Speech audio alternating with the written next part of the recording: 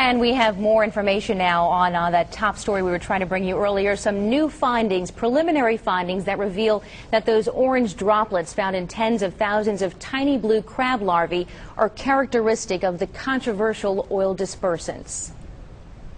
New findings back up the concern the dispersant BP used so widely may do more harm than the oil itself. I was more concerned about the Corexit than the oil also. Now, researchers say it appears they've detected a Corexit sort of fingerprint in these orange blobs found lodged in the bodies of tiny blue crab larvae collected from marshes that stretch from Texas to Florida. We're at unprecedented volumes of dispersant used so far. And that's what UNO's Martin O'Connell, who studies aquatic organisms that move through the water, says is the problem, that the volume of the EPA's pre-approved dispersant used to break down the oil probably turned it into small droplets, making it easy to find its way under a shell. Something like with a shell, a small shell, a shrimp or a crab, it kind of gets stuck in some places, and if they can survive the actual toxicity and shed that shell, the oil can be released. If they can't survive, though, it's stuck there, then there's a problem. O'Connell says most components of oil won't bio-accumulate, meaning oil likely won't reach the food chain.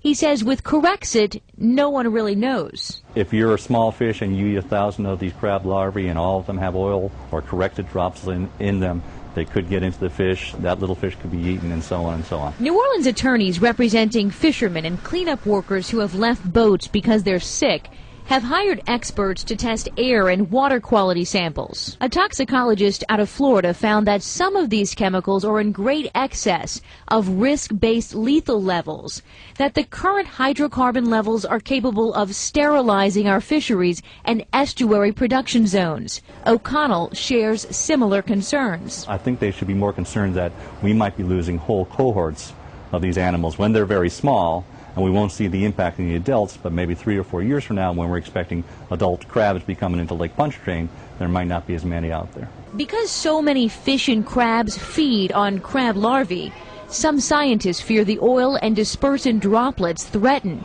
to kill critical areas in the Gulf food web. Tulane University researchers say the results, while not conclusive, are likely. They're now waiting on 2 other independent tests.